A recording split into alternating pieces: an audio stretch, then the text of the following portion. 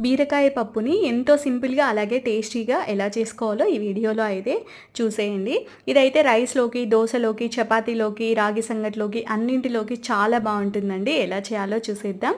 ముందుగా అయితే కుక్కర్ తీసేసుకొని అందులోకి ఒక అరకప్పు కందిపప్పు తీసుకొని నీట్‌గా వాష్ చేసేసుకొని వేసేసుకున్నాను. అలాగే ఒక అర కేజీ బీరకాయలు తీసుకొని పైన చెక్కు తీసేసి ఇలా మీడియం సైజులో కట్ చేసుకొని ఆ బీరకాయ ముక్కలు కూడా వేసేసుకోవాలి. పచ్చిమిర్చి ఒక 6, 7 పచ్చిమిర్చి అలాగే 4, 5 ఎండుమిర్చి కూడా వేసేసుకున్నాను. మీరు తినే కారంని బట్టి మీరు మిర్చి వేసేసుకోండి.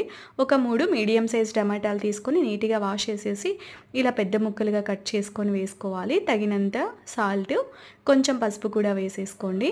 ఇప్పుడు ఇందులోకి సరిపడా నీళ్ళైతే వేసేసుకోవాలి. ఇవి మునిగేలా వేసేసుకోండి సరిపోతుంది. వాటర్ అయితే మరీ ఎక్కువ వేయకుండా, మరీ తక్కువ వేయకుండా సరిపడినంత వేసుకోండి. చింతపండు అయితే ఒక మీడియం సైజ్ నిమ్మకాయ సైజ్ అంతా చింతపండుని తీసుకొని నీట్‌గా వాష్ చేసుకొని వేసుకోవాలి. మీరు తినే పులుపుని బట్టి అయితే వేసుకోండి. కొందరు ఎక్కువ తక్కువ తింటారు కదా! తర్వాత మూత పెట్టేసి ఒక 3 విజిల్స్ అయితే రానివ్వాలి. 3 విజిల్స్ తర్వాత స్టవ్ ఆఫ్ చేసేసేయండి. ఇంకా ఆవిరంతా పోయిన తర్వాత మూత తీసేసుకొని ఇందులో వాటర్ ఉంటాయి కదా! అవి సపరేట్ చేసేసుకోవాలి. ఈ వాటర్ ఇందులోనే ఉంటే మెదపడానికి సరిగ్గా రాదు కదా!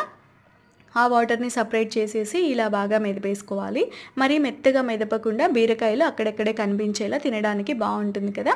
అలా అయితే మెదిపేసుకొని ఇందులోకి మనం సపరేట్ చేసుకున్నాం కదా! ఇందులో వాటరే ఆ వాటర్‌ని వేసేసుకోవాలి సరిపడా. నాకైతే ఇక్కడ కరెక్ట్‌గా సరిపోయాయి. నేను ఉడికించుకునేటప్పుడు వేసిన వాటర్ అయితే సరిపోయాయి. ఒకవేళ ఆ వాటర్ తక్కువ అనిపిస్తే నార్మల్ వాటర్ వేసుకొని పోపు తర్వాత కాసేపు ఉడికించుకుంటే సరిపోతది.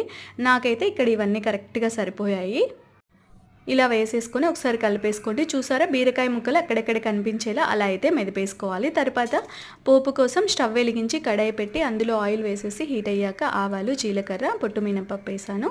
ఇంకా ఉల్లిపాయ ముక్కలు అలాగే వెల్లుల్లి ఒక 6, 7 వెల్లుల్లి మెదుపుకొని వేసుకున్నాను పొట్టు తీసేసి. కరివేపాకు, ఎండుమిర్చి కూడా వేసేసుకొని అన్నింటినీ ఒకేసారి అయితే వేసేసుకోండి. ఏం పర్లేదు. వేసేసి ఈ పోపుని వేగనివ్వాలి. ఈ పోపు వేగిన తర్వాత ఇందులోకి ఆ పప్పునైనా వేసుకోవచ్చు.